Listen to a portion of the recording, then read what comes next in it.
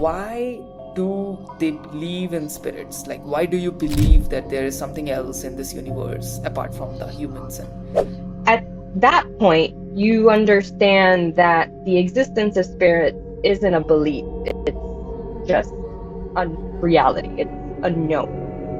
You know deep at a soul level that there right. is something much bigger out there, though you don't necessarily understand what that is or what that looks like, what that even means. So that's why we have Yeah. it. Welcome back, guys, to this new episode. And today I'm very, very excited because we are going to talk about something that is going to blow your mind. It's something that is I'm very interested to talk about.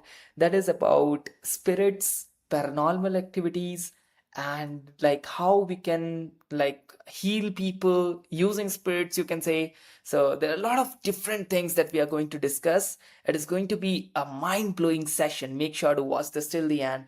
Hi, Deborah. How are you doing? Put in yourself, Jitan.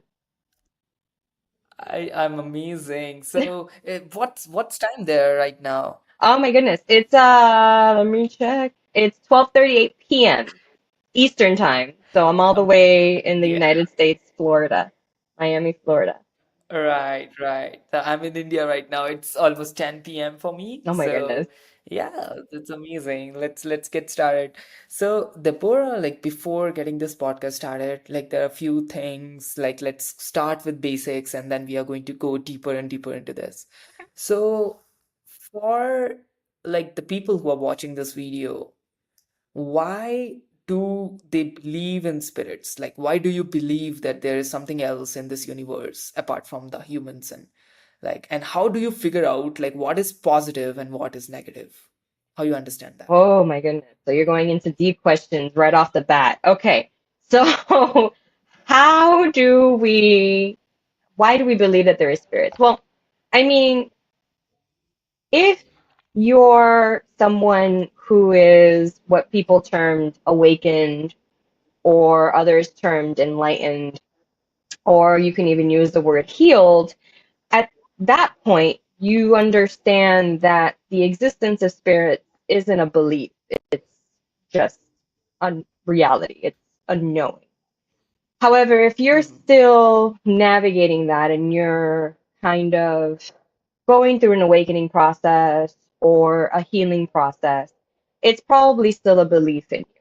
Maybe it's something that you're not sure of, you're kind of still skeptical, you're still looking for the proof out there Hmm. that helps you sort of solidify that idea within yourself. You either switch from belief to knowing, or you kind of stay in this belief, um, I guess, sphere for as long as it takes. It really just depends on you. Now, why do we have that? Why do we have this belief? And it's because innately, deep within you, deep within your subconscious, deep within your soul, you know the truth. You know that there's much more to this existence than just Yeah. an earth and a solar system and human bodies. You know deep at a soul level that there Right. is something much bigger out there, though you don't necessarily understand what that is or what that looks like, what that even means. So that's why we have it. Yeah. And then knowing the difference between what's like evil and what's not, that is a lot more difficult because that's what we call discernment. And Hmm. true discernment takes healing. So first you have to heal, you have to sort of deprogram or unprogram yourself. And then from there you have to start in like you have to settle into the trusting process, which is trusting who you are and what you are and what is truly for you and what is not. So it comes with alignment, it comes with remembering your purpose, it comes with healing.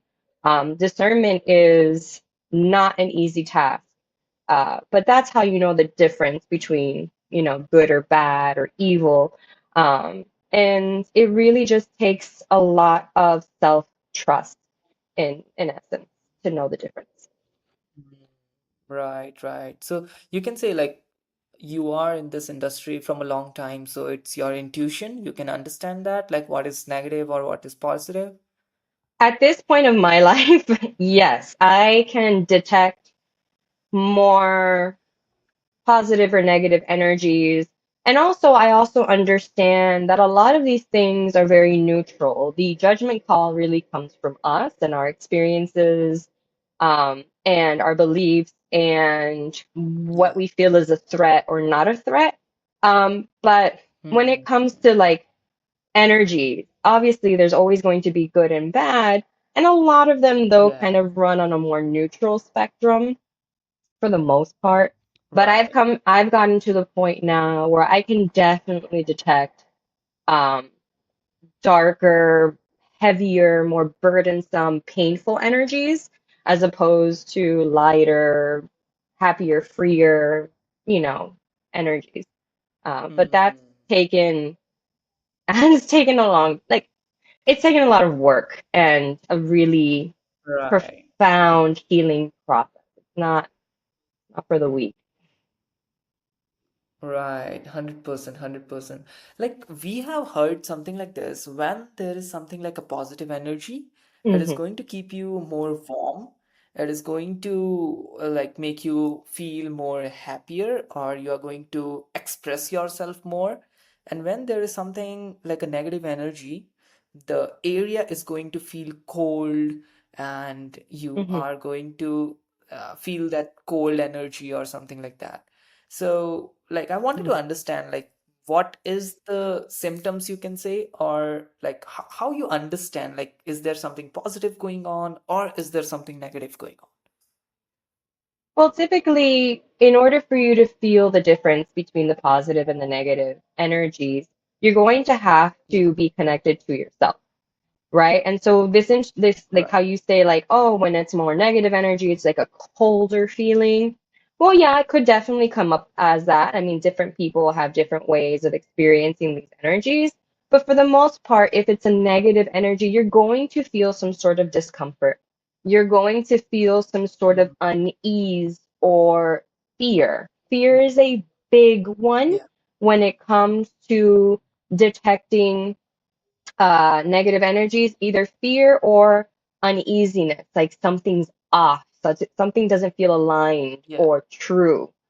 Um, and so that can manifest itself in your body as a cold feeling, or you can possibly even feel a cold area around you. It can manifest as sweat or, anxiety. It can manifest in different ways, or it can manifest as just like an intuition, like a deep knowing, like something's off here. And so typically that's when you're dealing with darker or more negative or heavier energies, as opposed to when something feels good and lighthearted. You don't feel that burden on top of you. You don't feel that weight. You don't feel that coldness. You don't feel that uneasiness or discomfort. Rather, you feel comfortable. You feel at ease. You feel like you can open up yourself more and be more receptive and yourself. And so that's one of the Mm, more, I would say that's a pretty like standard way of detecting the heavier negative energies as opposed to lighter and more bright energies. right, right, right. I totally got that, and I'm totally able to understand that. Deborah, like, there is one thing, as you have mentioned. I'm so sorry. Deborah, there was one thing that you have mentioned, that people who got awakened Yes, or enlightenment. So I've heard this term multiple times, and I can yes. understand like what this term means. But the audience who are watching this video, I would love you to let us know more about like what this term means. Like we have heard every time, like this guy got awakened, like this is a awakened human being, or like wanted to know more about this. Oh, this is a little difficult to sort of generalize because, Yeah. awakening and enlightenment comes in different, it comes in levels. You understand? It's not like all of a sudden you wake up or you are enlightened and you've reached the pinnacle or the apex or like nirvana. That doesn't happen that way. That's Right. not what awakening is. Awakening is and enlightenment is essentially a slow remembering.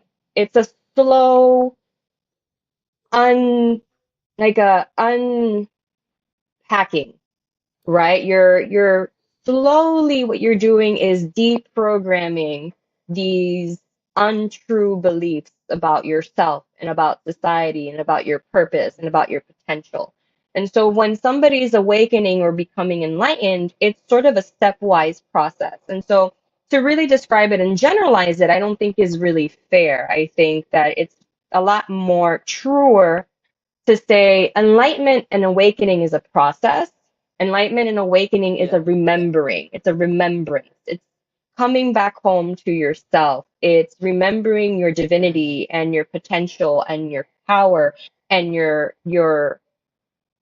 soul, like what you're here to do and who you truly are without the noise from society or the external noise or the beliefs that you've been ingrained and you've been told and the lies that you've been told. So an awakening in sense is a shedding.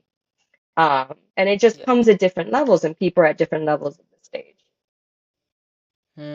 I think awakening is something that you can not express in words. Like Right, people can just feel this feeling. Like this is just a feeling that you can feel, and it is more about knowing yourself more. right. And you will start feeling happy when you are alone. You will start understanding and spending more time with yourself. Yeah. And yeah, so this can be one thing, but this is just a feeling like we cannot express in words. So I can totally understand that. Hmm. Deborah, like as you are in this industry from a very long time, you have healed a lot of people, you have worked with multiple spirits. Uh, like I'm a guy who love to hear stories. I would love to hear your story. Like when was the first time you have encountered any spirit and like how that changed your life, or if there is anything you want to share with us. When was the first time when you get scared or something? Oh my goodness. I mean, if we really want to go like back to like the original Yeah, time that I felt something, yeah, I was a child, like so many of us, right? When so many of us have these paranormal or spiritual experiences as children, that's one of the first experiences we tend to have. But because, our parents and they're trying to protect us or they have their own belief systems, they typically tell us like that's not real or don't worry about that or you're yeah. just seeing things or whatnot. And that's essentially what happened to me. So I think my first encounter with a spirit was when I was in, or the one that I remember at least, was I was in fourth grade, and I was Fourth grade. fourth grade, somewhat like nine, maybe 9, 8, 9 years old, I don't know. And Okay. I was brushing my hair in the mirror, and I remember I was just like brushing, and then I look at the mirror. And in the mirror, I see this dark shadow figure. And it freaked me out, obviously. So I'm like, what the heck? And I turn around and it's right there for like a split second. It was a split second. It was right there behind me. And of course, I like freaked out. I'm like, what the heck was this? And I run out and I go to my parents or my mom. I don't remember which parent I go to, but I remember saying like, Yeah, there's something in the room, like, freaking out. Like, I'm trying to describe this. And all I'm getting is, there's nothing there. You're seeing things. You're watching too many scary movies, things like that. And I'm just like, no. And so I remember my grandmother, I had told my grandmother, the wise woman that she was, um, yeah, all I remember her saying was, the next time you see a spirit, offer it a glass of water. And I looked at that woman like she was crazy. Like I said, what are you talking about? And she's like, yeah, yeah. just What is put that? a glass Yeah, of water. She goes, yeah, put a glass of water in front of it. And I said, uh-huh, sure. I never did that again. I mean, I never even saw, like, for a long time after that, like, I didn't see anything. I had seen shadows after that and things like that. But what ended up happening to me was that even though I had these paranormal experiences, I was told that it wasn't real. I got mm, very deep into science. My father was an atheist. Um, I, Hmm. I just grew up in a very diverse uh, like environment because I grew up in Miami.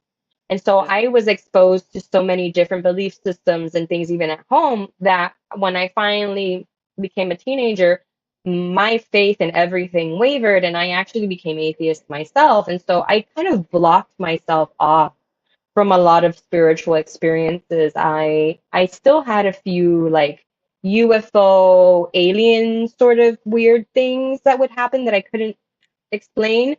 But as far as like spirits, I didn't feel anything again until my father passed away, which is really interesting given that he was an atheist.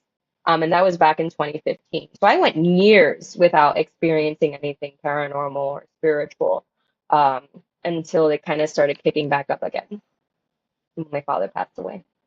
Hmm. And Mhm. when did you started healing people? Like how many years back?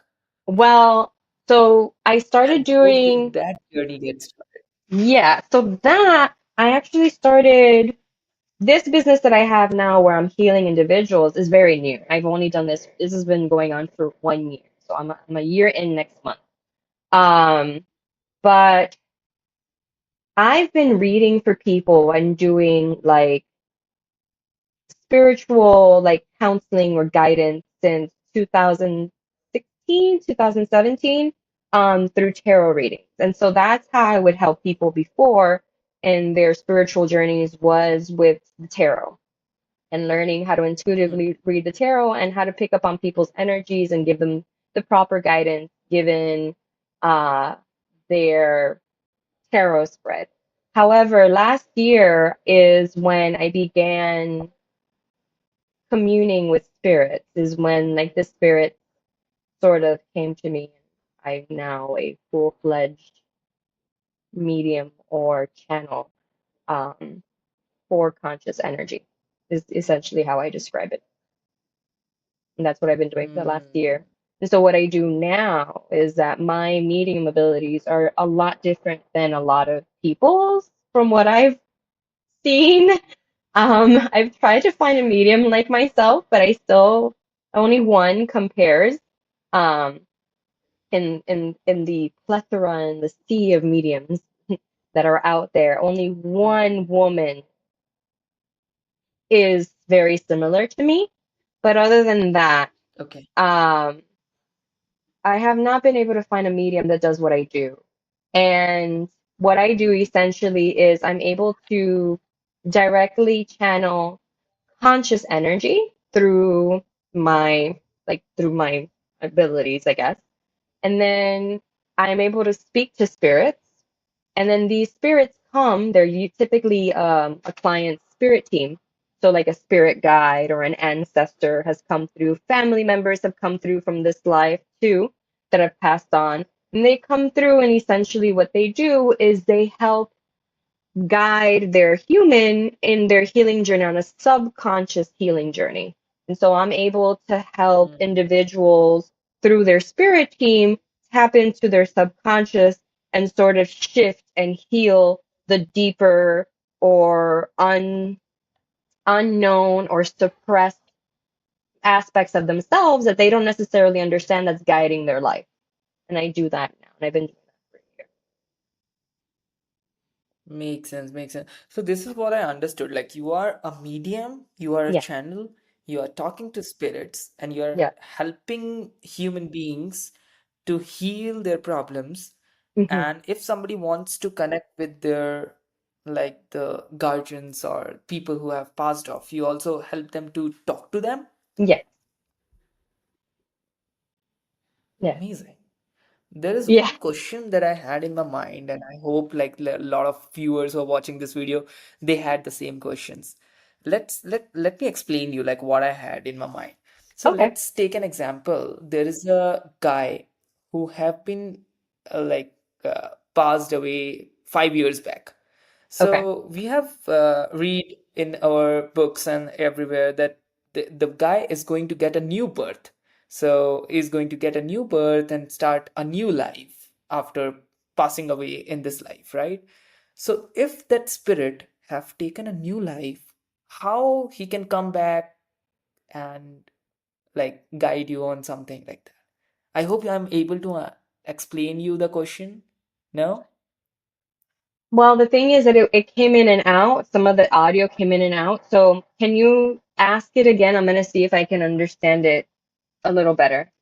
Yeah, yeah. We are going to cut this part. No worries, no worries. So let's take an example. Like Okay. there is a guy who have passed away 5 years back, right? Okay. And he have passed away. And now, like we have read that if somebody passed away in this life, they are going to get a new life and they are going to rebirth in the same universe and they're going to start their new life, new journey. Yeah. So how you are going to connect with the old spirit of the same guy because that spirit have taken a new birth? Ah. So you're saying, is there a way to connect with the spirit of somebody who's reincarnated? Yeah. Yes. In yes, you can. However, however, it is a very advanced gift. It is it is something that it is okay, how do I explain it? Conscious energy is all around us all the time. And Right. your spirit Yeah. and anybody's spirit, everybody's spirit is essentially conscious energy. You are a conscious Yeah. energy. What that looks like and what that means, who freaking knows? We don't know all the secrets of the universe, right? But I can tell you that a spirit is a conscious energy. Now, when somebody passes, obviously their spirit trans basically transmutes, or I would say passes on, sort of like crosses over to another realm. It's a different sphere. In that sphere, in that realm, their energy, their consciousness, I guess we can say, is more accessible, right? It's in the Hmm. ether. We're in the ether now, Yeah. right? When they reincarnate, you're no longer just free in the ether. Now your conscious energy has a vessel. However, it is still conscious energy. It is still part of Yeah. the bigger. It is still part of God. Let's call it that. It is still part of Hmm. source. It is Yeah. still part of God. If you want to tap into this conscious energy, though the person's already incarnated, it's it is a lot of work. It is like really deep connection. You have to be a very, very powerful channel in order to start Yeah. channeling this energy from essentially from source. Um, Hmm. is it possible? Technically, yeah, you can. However, is it common? No. It is not. And also, there's certain protections in place too. Like these individuals are now reincarnated. They're coming in, with their like a whole new life. We're just gonna disturb their spirit so that we can connect with them again. No, like there's protections in place.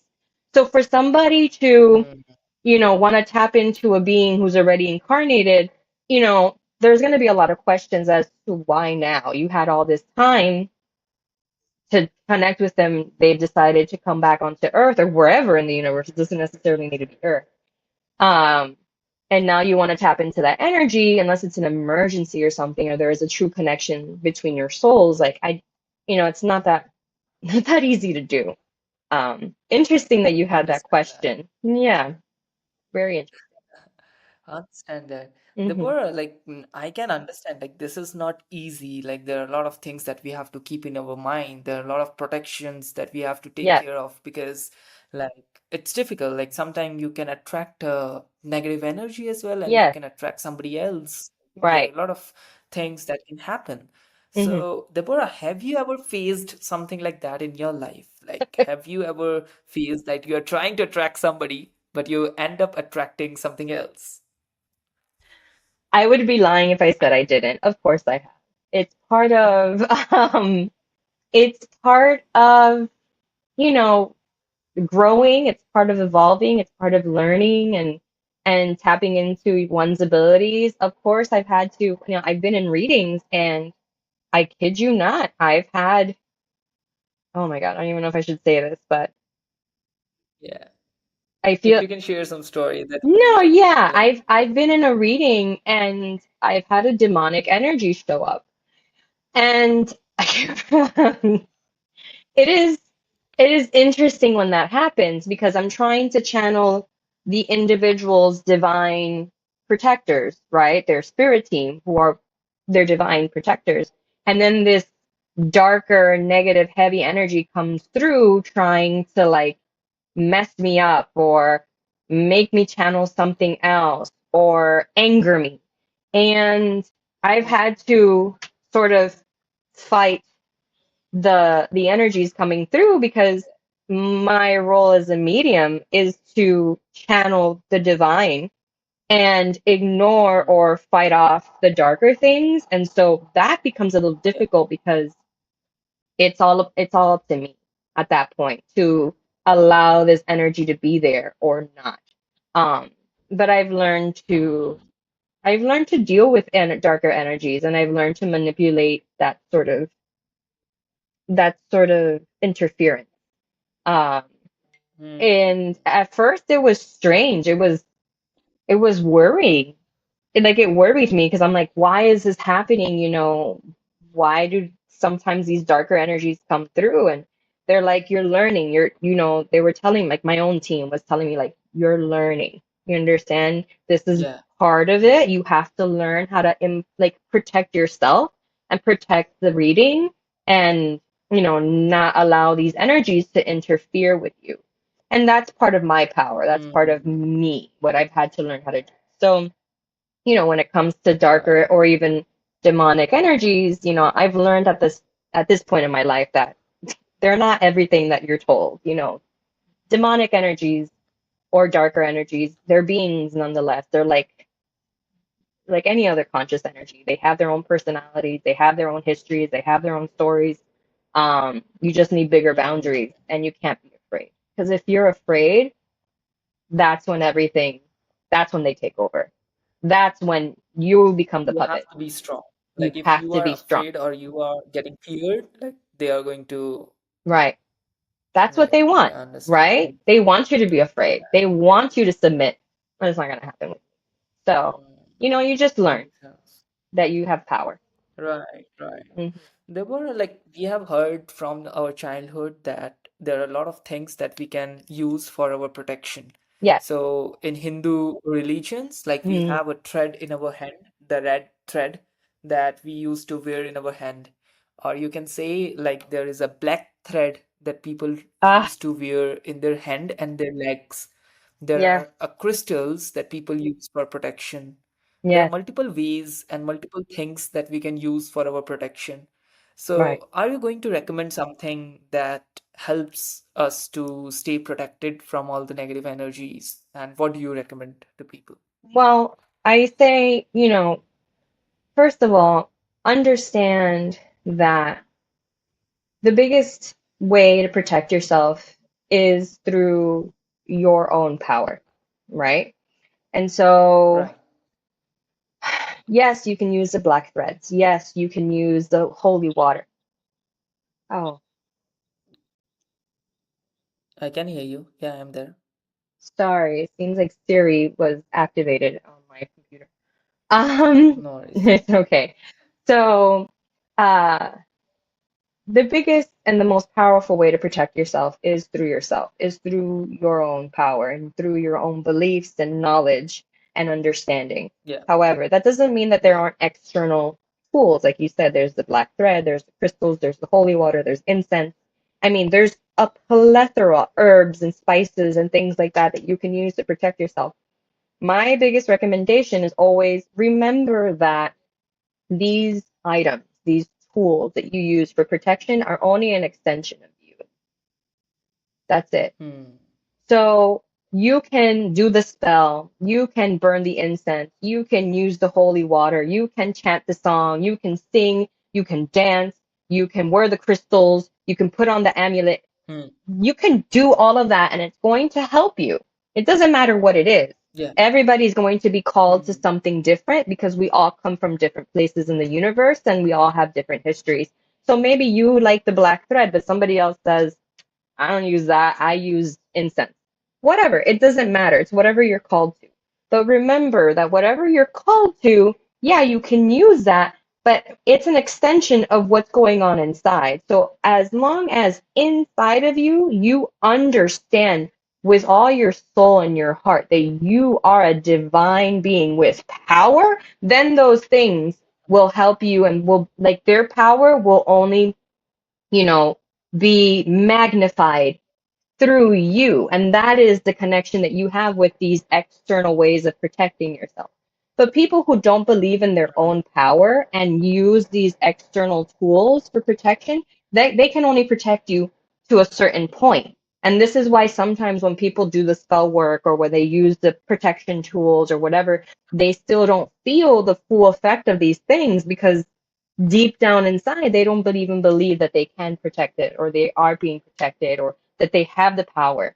And so it's only going to work as far as you believe it will within yourself. And that's sometimes a subconscious thing. Well, most of the time. But yeah, use all the Right. things. I understand that. Use it.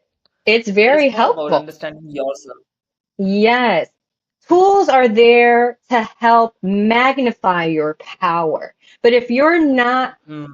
and if you don't believe in your own power or you don't have the knowledge of how these things are used or why you're using them, they're only going to work halfway.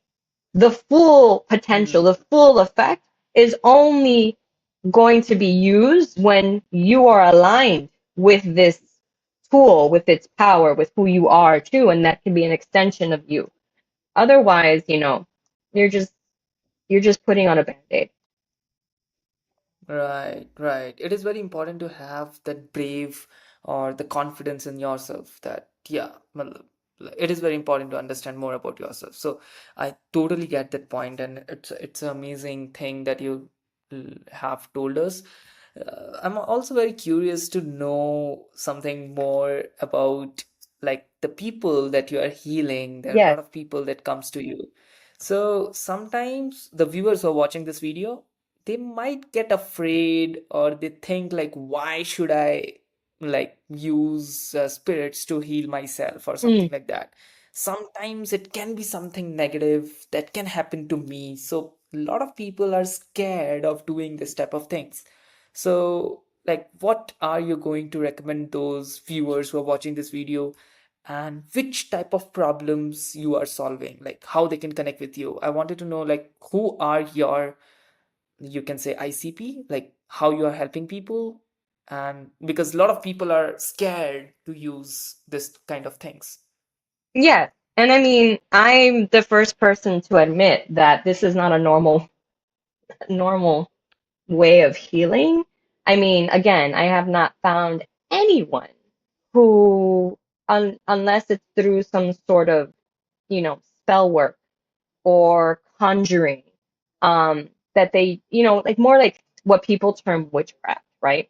Um, so when it comes to using spirits to heal others, typically people think of witchcraft, right? They're like, oh no, you're going to use these herbs and these spells and these potions and these things, and you're going to call these spirits and you're going to call them.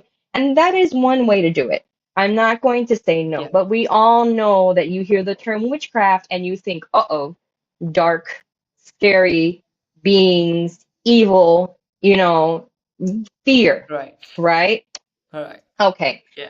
I understand that. And that is an unfortunate consequence of a lot of misinformation and just outright lies and propaganda throughout the history of our humanity, right?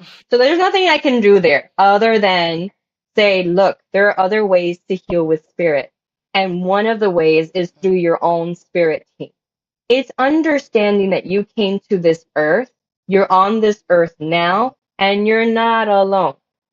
You are constantly surrounded by someone, at least one conscious entity that's always with you, that's trying to guide you in everything that you do. So every time you make a choice, or if you ever felt that you've been put in a situation and something's telling you that doesn't feel right, like I don't think I should do this.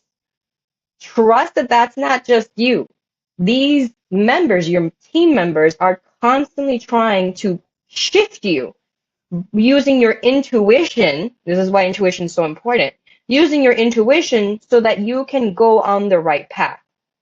Now, the people that come to me and say, I want to heal, the reason that they're healing with me isn't because, I sold them a package or something like that. And I said, I guarantee you X, Y, and Z. Like, that's not the way that I work. They've come to me because Yeah. I've done a reading with them. So this is how all my clients come to me. Mm. I do a reading, a medium reading with them. And typically a spirit team member comes through, like a spirit guide comes through, or sometimes, like I said, it's a family member, or even I've had ancestors come through. So whoever comes through, and they start talking to them about the things that are going on in their life at the moment. Things deep inside, deep wounds, like subconscious things that like they haven't really talked to about other people, because when it comes through me, it's a healing focus. Like all my readings are healing focused. Like what is going on within you? What do we need to shift? Where do we need to focus on so that you can live the best life possible? And after that first initial reading, people are like, hold on, there's something here. And I'm like, I'm telling you, it's not me. I'm literally like I am channeling somebody that's here to Channel. help you. And so then they start doing healing sessions with me. And then what happens in the healing sessions is they have a direct conversation with the very beings that know them the best, that have been with them for lifetimes, through millennia. And so when they come and channel through me, and we're here, like right now, let's say it was me, you, and like your spirit guide, what we would be doing is speaking like this with your spirit guide. And he or she, it, whatever, will start to then tell you, hey, Shetan, remember that Mm. time when blah, blah, blah, or, you really Mm. started, you need to start working on X, Y, and Z, and let's do this activity or let's do this exercise. And they are the ones that guide the healing. It's not. And as Mm. my clients see how this works, they say, Yeah. I can't stop. I need to come back. And I said, I know, I'm here. No worries. Mm. And then the great thing about my healing sessions too is that at the moment, I mean, I don't know how long this is gonna last. But at the moment they're pay what you can. So I don't charge thousands and hundreds of dollars for healings. I think that's a sham. I'm literally saying, give me what you can. And we're gonna have this Mm. session so that you can see the truth. I need people to see the truth. That's my job. Right. So that's Mm. how the exchange works. And then what ends up happening is that because these spirit team members know them at a subconscious level, we're working on deep subconscious wounds, deep subconscious healing, and even like tropes. Like, I mean, well, yeah, like archetypes, like, masculine and feminine, and healing the masculine and feminine. And essentially the goal with any healing is balance. So what's what we're trying to do is Mm. achieve balance. And so that's how I do it. And I just channel the being, and I can tell you that like I haven't stopped. And so people keep coming because they see a true change. And I've seen the difference in people from when I started with them to months later. I've been working for people with them for months now, almost a year. And like people just bloom. You understand? They're completely Mm. different. They're in their power. Right. Yeah. They've shifted, and they're just like, thank you. Thank you, thank you, thank you. I wouldn't be here if it Mm. wasn't for you. And I'm like, it's all you, boo. Amazing. I'm just helping you. And your Amazing. team. Insane. Hmm. Insane. Like I can feel the energy. I can Yes. feel that. It's amazing. Thank you. Deborah, like, is it possible, like, are you doing just offline sessions in person, or is there any way to connect with you in a virtual meetings or Yes. virtually? So right now I'm primarily work virtually. I can do this obviously in person, but my client base is all over the world. I'm healing people in Australia. Oh, I've healed people in the Philippines, yeah, in, London, in Canada, in all over the United States. Like they're just all over the place. In India, actually, right. too. So, I Amazing. work offline right now because that's just where I can reach the greater amount of people. I'm also Yeah, bilingual, which helps too. So that means I can help you in English or in Spanish. So that works. And I do virtual sessions and I do family sessions. I do a bunch of things. So, but virtually primarily. Hopefully amazing. soon I'll start doing more speaking engagements. Maybe now that I'll be settled into Miami and I'll start kind of like, expanding my network there. But for now, it's primarily virtually. Amazing, amazing, Hmm. amazing. So this session was insane. Like even I have learned a lot of new things. I got to know a lot of new things from you. So guys, like if you want a part two from my side, like just let us know in the comment section what exactly you wanted to know. We can do a part two as well. Yes. So Deborah, like people who want to connect with you, what is going to be the best platform to reach out to you? Like Oh I'm my going to goodness. put the links in the description. Yes. So I would say the best way to connect with me, or there's two ways. Always Yeah. go through my website, so www.paranormalparadigma.com, and then you can either email me through the submission form, or you can just schedule reading with me right off through my website, or you can contact me directly through DM on Instagram. I'm Mhm. usually on Instagram. And you can just Okay. kind of like DM me and say, "Hey, I heard you on this podcast." The only thing is just give me a few days because for some reason my Instagram, the requests when the new requests come in, it's not notifying me for whatever reason. So it's a little bit of a glitch. So just be patient, and if you don't see that I answer you on DM, just go straight to my website and submit a form to my email or just order online with me. And Amazing. that's it. Hmm. Amazing. So I'm going to put the link of your website and your Instagram as well in the description. So guys, check that out. Connect with her. She can definitely help you with a lot of your problems. Yeah. And thank you so much, Deborah, for being in this podcast. Thank This you. was amazing. This Like, was I fun. love talking to you. I love it too, and I'll be happy to answer any of your audience's questions for a part two if they need it. Okay? Thank you. Thank you so much You're for very your time. welcome. Bye bye. Thank you. Bye.